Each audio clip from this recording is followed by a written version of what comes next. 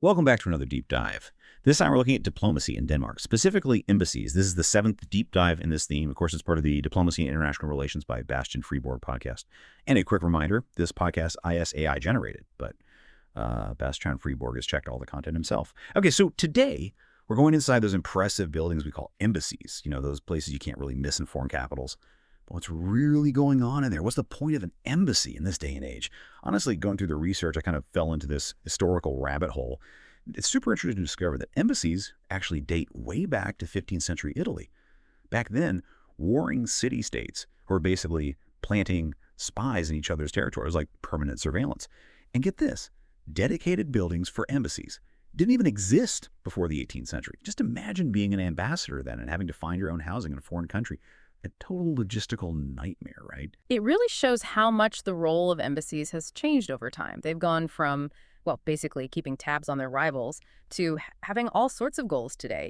Things like trade, political influence, development aid, even cultural exchange. Right. It makes me wonder if even those early spy embassies maybe accidentally helped spread culture too. That's an interesting thought. It's definitely possible that just having foreign officials around back then sparked some curiosity about other cultures. So fast forward to today. One source compares modern embassies to multinational corporations battling for control. They actually use the term Trojan horse. Kind of creepy, right? Is that how we should see embassies now? As tools for showing off power? I think that view, while it makes you think, is maybe a bit too simple. It's true that embassies do help a country show its influence, especially for rising powers, like the BRIC countries. The research specifically mentions Brazil rapidly expanding its diplomatic network. It seems to be a sign of their growing global ambitions. But then there's India. The source says their diplomatic network hasn't really kept up with what they want to achieve. Does that mean they're missing chances to make their mark on the world stage? That's something people debate, for sure.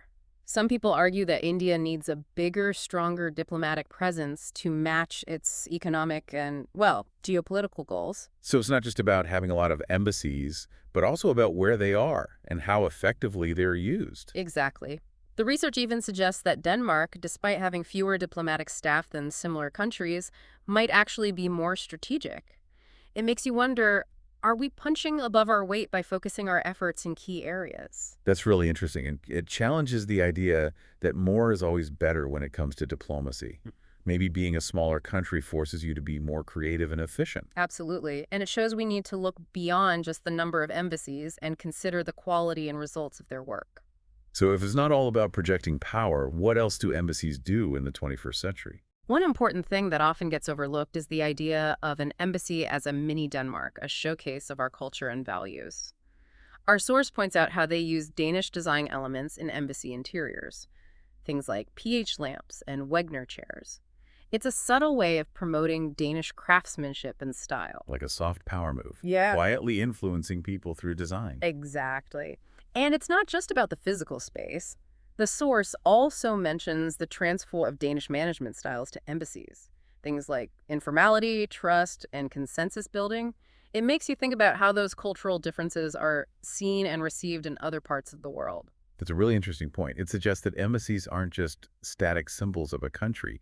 They're also dynamic places where cultural exchange and adaptation happen all the time. Right. And this exchange is made even stronger by the trend of hiring more local staff in embassies. It makes sense practically, but it also adds a whole new layer of cultural interaction and potential for misunderstanding. Especially when you consider that the source mentions some countries being suspicious of local staff acting as informants. That adds a whole other dimension to the dynamics inside an embassy. Absolutely. And it shows how complicated it can be to navigate cultural differences and build trust in diplomacy. It's not always easy, but it's essential for diplomacy to work well. Yeah, it really highlights how much diplomacy involves understanding all those cultural and political nuances. Fascinating stuff, right? It is. But I'm also thinking about, the practical side of things. What's a normal day like for those diplomats out in the field? Is it all cocktail parties and fancy dinners? Or is there more to it than that? Well, let's just say it's not all glamour. The reality is that the work at an embassy can be completely different depending on where it is and what's happening in that region. Right, makes sense. It's probably pretty different working in a peaceful country compared to, say, a conflict zone. Absolutely. And the sources really show that. For example, the Danish embassy in Bangkok does a lot of consular services, helping the tons of Danish tourists who visit Thailand. So it's not always about big negotiations and political stuff. Sometimes it's about dealing with real human situations. Exactly. It can be anything from helping someone who lost their passport to giving support during a medical emergency. It's a very hands-on part of diplomacy. Then you have embassies like the one in Washington, D.C., operating in that high-pressure political world. I imagine the work there is quite different. Oh, for sure. It's this constant back and forth of building relationships with government officials, navigating those complex policy issues, and always staying up to date on the, constantly shifting political landscape. Sounds pretty demanding, but also really intellectually stimulating. Definitely. And then you have embassies in tough spots like Kabul, where security is the biggest concern every day. Yeah. The source doesn't sugarcoat life at those hardship embassies. It must take a lot of dedication to work in those environments. Absolutely. Diplomats in those places face security risks all the time and often live and work in, well, heavily fortified compounds. It's a far cry from those cocktail parties we were just picturing. It's a good reminder of the risks diplomats face to represent their country, especially in unstable regions. But no matter the challenges, all embassies need to run smoothly. How do they adapt to such different environments? That's where leadership and management becomes so important. Our sources point to a change in the Danish Foreign Service towards more focus on management in embassy leadership. So it's not enough to just be a skilled diplomat anymore. Ambassadors need to be good managers too. Exactly. They have to be able to motivate their teams, use resources effectively, and make sure the embassy is running well and achieving its goals. That makes sense. But with so many different tasks and responsibilities, how do you even define success in diplomacy? Great question, and one the Danish Foreign Service has been working on.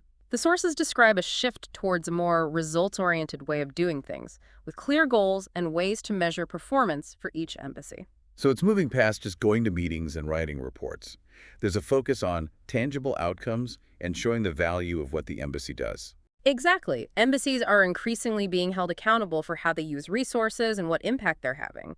This has led to things like regular inspections and performance reviews. It sounds like there's a real effort to modernize and professionalize the Danish Foreign Service, making it more like, modern businesses. You could say that, but this move toward being more results-driven also raises some interesting questions about the traditional culture of diplomacy. You mean that idea of diplomats having a lot of autonomy and independence? Yeah. I can see how that might clash with, like, a top-down, result-focused management style. That's exactly the tension the sources highlight. How do you balance giving clear directions and ensuring accountability with empowering ambassadors to make decisions on the ground? Seems like a tough balancing act, especially in a field as unpredictable and complex as diplomacy. It is, and this tension is really clear when we think about guerrilla diplomacy, which we talked about earlier. Right, that idea of diplomats being more proactive and using unconventional methods, it seems like that kind of approach needs a different leadership style, one that's okay with taking risks and thinking outside the box. You're absolutely right. The sources suggest guerrilla diplomacy works best in environments where ambassadors have the freedom to try new things and adapt to the local situation. But doesn't that freedom also risk things going wrong? How do you keep people accountable when diplomats have so much autonomy? That's a valid concern, and that's where trust comes in. The Danish Foreign Service seems to really trust its ambassadors, believing they will do what's best for Denmark even when they have a lot of leeway. It's like that saying, trust but verify. You give people the freedom to act, but you also have ways to make sure they're doing a good job and staying on track. Good analogy. It shows how important it is to have clear communication between embassies and the Ministry of Foreign Affairs. Things like regular reports, consultations, and visits from headquarters help keep everyone connected and on the same page. So it's this ongoing conversation, a back and forth between embassies in the field and the decision makers back home. Exactly. It's a dynamic process of sharing information, changing strategies as needed, and making sure everyone is working towards the same goals. But this whole system of traditional diplomacy, it's being challenged, isn't it? We talked earlier about how diplomacy isn't just for states anymore. What does that mean for embassies?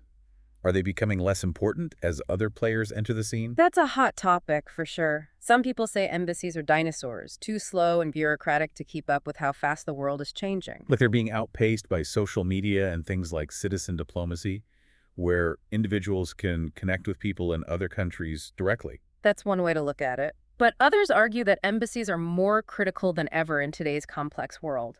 They provide a stable and trusted presence in foreign countries, a point of contact for governments, businesses, and individuals trying to navigate all the complexities of international relations. So they're like anchors of stability in a world that's becoming more volatile and unpredictable. Precisely. And they offer a depth of knowledge and experience that's hard to find elsewhere.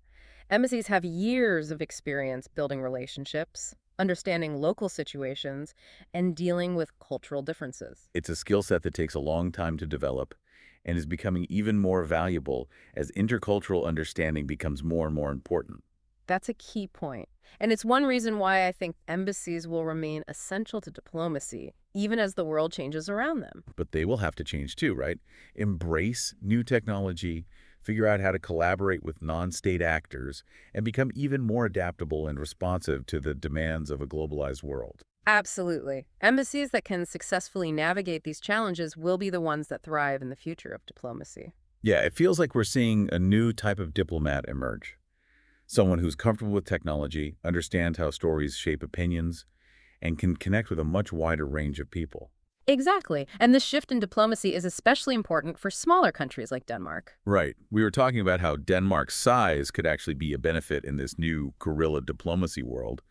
But how does that actually play out? Are there any specific examples of Danish embassies being innovative and adapting? Oh, definitely. One area where Danish diplomacy has really stood out is public diplomacy.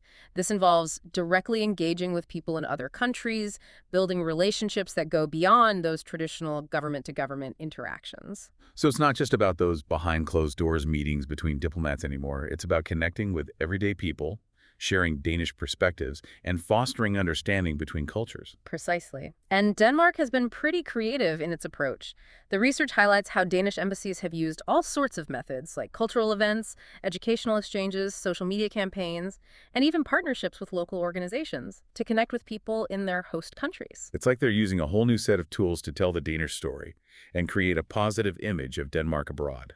Exactly, and this focus on public diplomacy is crucial in a world where public opinion can really sway foreign policy decisions. It's about winning over hearts and minds, right?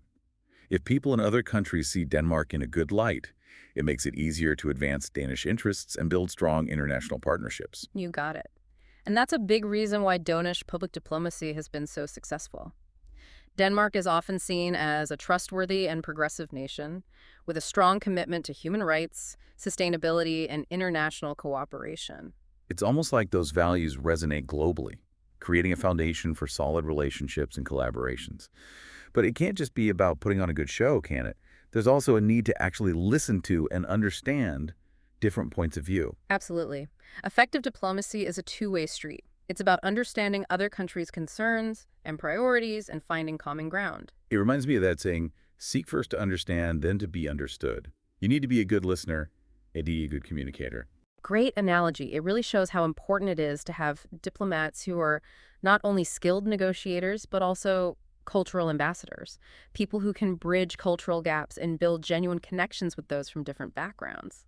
It's like they need to be chameleons, adapting to different cultural environments while staying true to Danish values and interests. I like that. And that ability to adapt is becoming more and more important in our interconnected world. It's almost like diplomacy isn't a specialized field anymore, but a skill everyone needs on the global stage, whether they're a diplomat, a business leader, or even an activist. I completely agree. The research even suggests that, in a way, we're all diplomats now, each playing a part in shaping the future of international relations. It's a call to action, isn't it? To get involved, build relationships, and work together to tackle the global challenges we're all facing. It is. And as we wrap up this deep dive into the world of embassies, I hope you're left with a sense of both the challenges and the exciting possibilities that lie ahead for diplomacy. It's a field that's always evolving, but at its heart, it's still about human connection, understanding, and collaboration. Couldn't have said it better myself. And thanks to everyone for joining us on this journey. We've explored so much, from the history of embassies to how the role of diplomats is changing in a globalized world. It's been a fascinating exploration, and I hope you've all learned something valuable along the way. Don't forget to check out the show notes for links to all the sources and further reading if you're interested in diving deeper. Until next time, keep exploring, keep asking questions, and keep engaging with the world around you.